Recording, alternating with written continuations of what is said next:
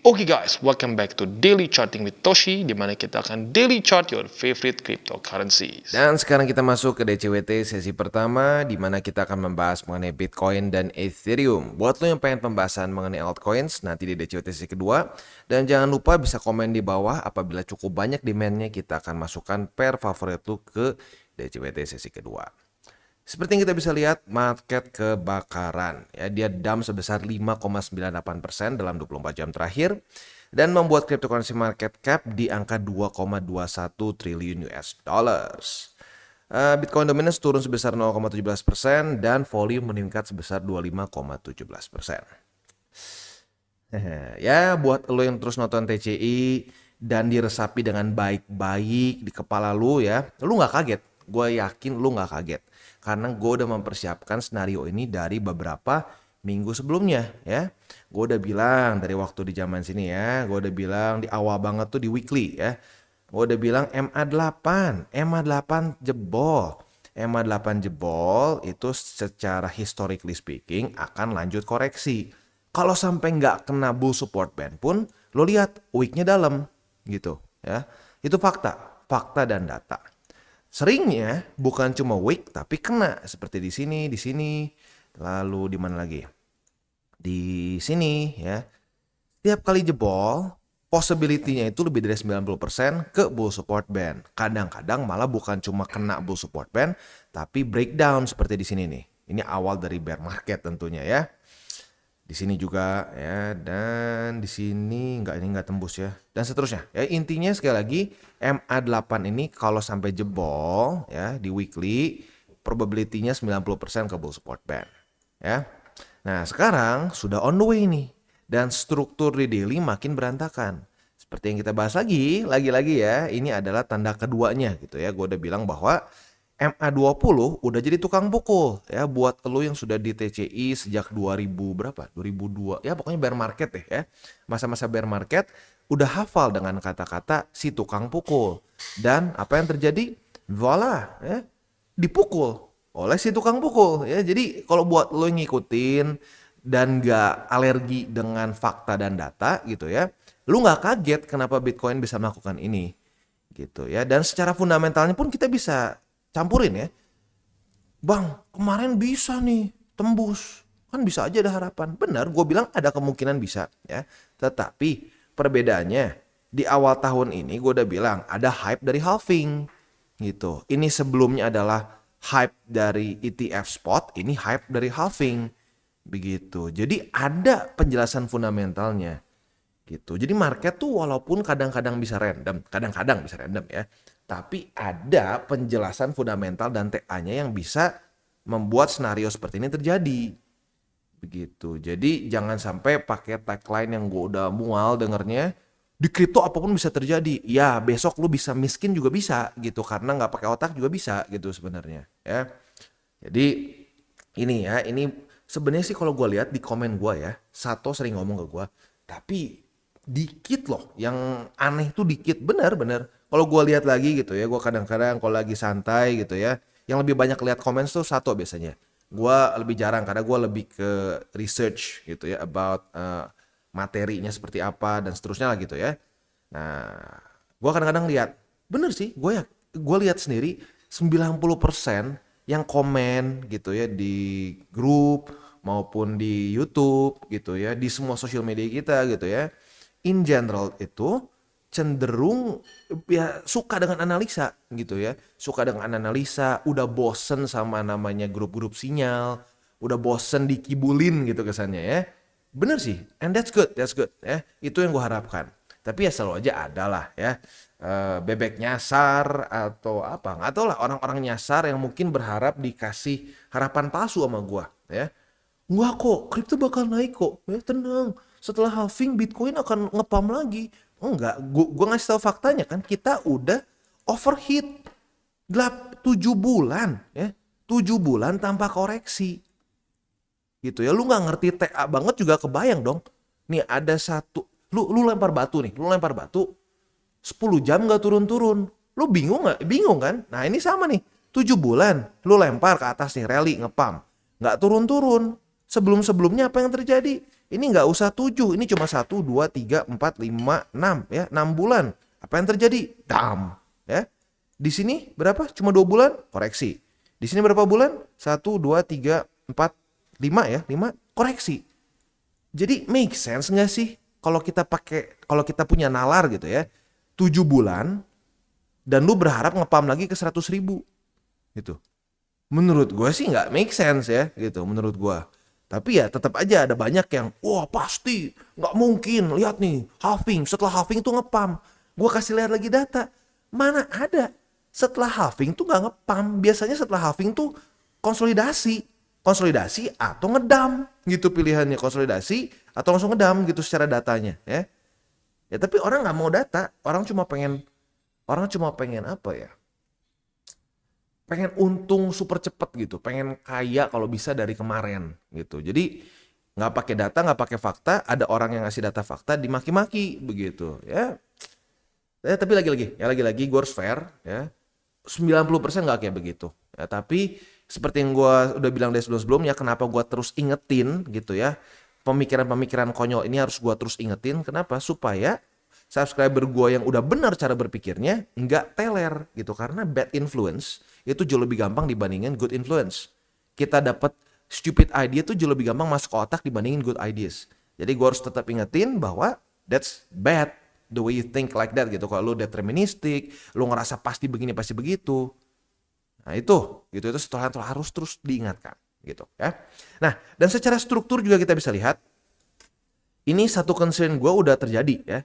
Concern gue di mana struktur 61.158 jebol. Ini jelas artinya apa? Lower low, lower high, lower low lagi. Ini basic TA. Satu aset yang membuat lower low, lower high, lower low adalah aset yang bearish. Bukan gue bilang bull market selesai, enggak. Gue yakin masih ada bisa lanjutannya. Tapi artinya apa? Kalau lo ngerasa, wah Toshi bearish nih, masa bearish di bull market? Artinya apa? Ini berarti lo belum pernah ngerasain satu cycle. Karena di dalam satu cycle tuh seringkali terjadi masa-masa bearish yang lumayan lama gitu loh. Kita lihat 2020. Ya. Ini apa namanya kalau bukan bearish? Gitu loh. Di sini ya. Wah, naik. Ini koreksi berapa persen? Ini koreksi 40%. Ini akan terasa sangat bearish gitu loh. Ya, jadi lagi-lagi perspektif ya. Semoga ini jadi pembelajaran buat orang-orang yang dablek, yang kemarin dablek ini ya. Udah dibilangin data dan fakta cuma maki-maki gitu ya, karena pakai emosi tradingnya gitu. Investasinya pakai emosi. Ya udah terjadilah seperti ini. Bitcoin gak akan lagi di bawah 60.000. Surprise. Ya. Apa yang terjadi? Market gak peduli sama perasaan lu gitu loh. Ya, jadi reminder buat lo yang mungkin cuma 5-10% di komen gue yang cincong gitu ya. Ini jadi reminder buat lo ya. Semoga tertampar jadi lebih baik. Jangan tertampar tersinggung dan nanti hashtag kripto anjing gitu ya. Oke, next kita langsung masuk aja ke news. Untuk news ini CZ ya, CZ sekarang belum masuk sih. Dia di sentence 4 bulan di penjara sekarang ya. Dari sentence awal 3 tahun sekarang diperpendek sampai 4 bulan. Ya biasalah finance ya. Di finance sih jarang orang masuk penjara lama-lama ya. Tapi ya ini inline sama TradFi yang sebelum-sebelumnya ya. Walaupun TradFi lebih ekstrim ya. HSBC dulu pencucian uang kartel Meksiko nggak ada yang masuk penjara tuh ya, tapi oke lah ya, cuma jadi 4 bulan oke. Dan menurut gua CZ salah nggak? Ya salah, udah terbukti kok dia ada money laundry dan lain-lain ya seterusnya. Tapi ya gua nggak bisa shake the feeling bahwa CZ ini seperti dihukum karena merusak donatur terbesar dari Demokrat, ya bukan terbesar lah, salah satu donatur besar di Demokrat, yaitu si Sam Bankman-Fried begitu ya. Tapi ya tersalah, itu politik mereka. Intinya newsnya adalah CZ udah disentence cuma 4 bulan saja di penjara ya. Oke, next kita geser ke analisa di TA ya. Ini kalau orang misalkan oke bang, itu kan ini scenario bearishnya, ada scenario bullishnya nggak? Ini kalau nggak salah tuh namanya Ichimoku Ryu ya. Gua nggak terlalu dalemin ya, tapi dari sebelumnya kalau dia berhasil bertahan di atas dari si cloud-nya, itu dia berhasil rally ya. Nah ya mungkin kalau lu nanya, bang bullishnya gimana? Ya mungkin kalau gini deh ya, kalau sampai lu nggak pengen kena bull support band, ya coba dia kalau bisa bertahan dan daily close di atas dari Ichimoku Ryu-nya atau di atas dari cloud-nya, ya mungkin bisa lanjut lagi ke atas gitu. Tapi seperti yang gue bilang di sini ya, scenario di sini terjadi karena ada hype dari halving. Itu harus dipertimbangkan gitu. Oke, beres ya. Kita sekarang masuk ke economic calendar. Hari ini seperti biasa GMT+7 dulu ya. Hari 1 Mei ini dari US akan keluar ada ADP Non-Farm Employment Change ya. Ini langsung aja ya, gue udah mulai hafal soalnya. Ini harapannya adalah di bawah dari ekspektasi. Ini juga sama di bawah dari ekspektasi, berarti ini di bawah dari 179, ini di bawah dari 50, ini di bawah dari 55. Untuk JOLTS Jobs Opening, ini gue rada lupa, coba kita cek dulu. Harapannya yes, lebih rendah juga daripada ekspektasi ya, berarti lebih rendah daripada 8,680. Crude oil inventories lebih tinggi daripada harapan, tapi forecastnya anehnya belum keluar untuk hari ini ya. Jadi hari ini padat ya, banyak news-news baru dari US yang akan siap bisa ekstra mengguncang market sepertinya ya. Oke, next untuk besok tanggal 2 Mei dari US akan ada initial jobless claim. Ini penting ya. Oke, kurang lebih seperti itu. Next kita geser ke TA. Tadi kita udah bahas cukup ekstensif ya. BTC. Lalu bukan harapan ya, ekspektasi kita apa? Ya kita harus siap dengan possibility dia ke bull support band yang ada di angka 55.500 sampai 56.200. Kalau tembus gimana Bang? Kalau tembus di daily masih ada MA 200, masih ada struktur di 52.000 sampai di 50.000 ya. Harapannya ini nggak jebol. Kalau sampai bull support band gagal mempertahankan, ini bisa menjadi second layer of support ya. Itu harapan gua ya. Oke, jadi kurang lebih seperti itu untuk Bitcoin ya. Untuk indeks dolar kondisinya itu menguat ya. Nah, ini juga buat yang para denier. Nggak ada hubungannya indeks dolar sama Bitcoin ya. Gimana nggak ada hubungannya? Ini Bitcoin USD bukan Bitcoin dolar Zimbabwe gitu ya. Ini Bitcoin USD gitu. Jadi kalau indeks dolar menguat ya pasti akan ngaruh sama Bitcoin gitu loh. Ini sama kayak analogi telur gitu loh. Masa harga telur di pasar tidak ngaruh dengan kuat menguatnya rupiah? Ya ngaruh lah. Lu tinggal di Indonesia gitu loh. Ya pasti ngaruh gitu. Jadi ya gue gak ngerti lah. Masih ada yang berdebat urusan itu. Tapi udah dikit sih. Kayaknya udah mulai tergampar dan mulai sadar lah mungkin ya. Untuk Bitcoin dominance sendiri, kita bisa di sini dia masih ke reject oleh 54,92 ya. Oke, next kita akan masuk ke buy limit. Sebelum kita masuk ke buy limit, gua akan disclaimer bahwa semua konten dari TCI bukanlah financial advice. Ini semua bentuknya adalah edukasi. Lalu bagaimana cara untuk mendukung TCI? Ada banyak caranya. Lu bisa like our video, bisa share our video, atau juga bisa menggunakan link referral kita di bawah. Dan sekarang kita akan dengar dulu pesan-pesan dari sponsor kita pada hari ini. Oke, today's video is brought to you by Gate.io, di mana kita bisa trade lebih dari 1.700 cryptocurrency secara safe, quick, and easy ya. Dan juga yang keren dari Gate.io ini yang banyak orang nggak tahu, dia itu sudah sejak dari 2013. Ini salah satu cryptocurrency exchanger yang original ya, yang dari awal banget. Jadi yang ya pasti sudah sangat terpercaya dan banyak banget keuntungannya. Salah satunya kita bisa mengikuti startup ya, di mana di startup ini kita bisa claim literally with $0 berbagai macam airdrop ya, seperti di sini ada Lilius, ada Credify, lalu juga ada Apu Staja dan seterusnya ya. Nah, ini bisa lu terus claim karena mereka mengupdate ini maybe ya tergantung, bisa sebulan 2 kali, 3 kali tergantung projectnya ya. Tapi lagi-lagi sangat menarik. Selain dari itu juga di sini kita itu bisa trade berbagai macam kripto ya. Lagi-lagi 1.700 ini kayaknya salah satu paling banyak di dunia ya.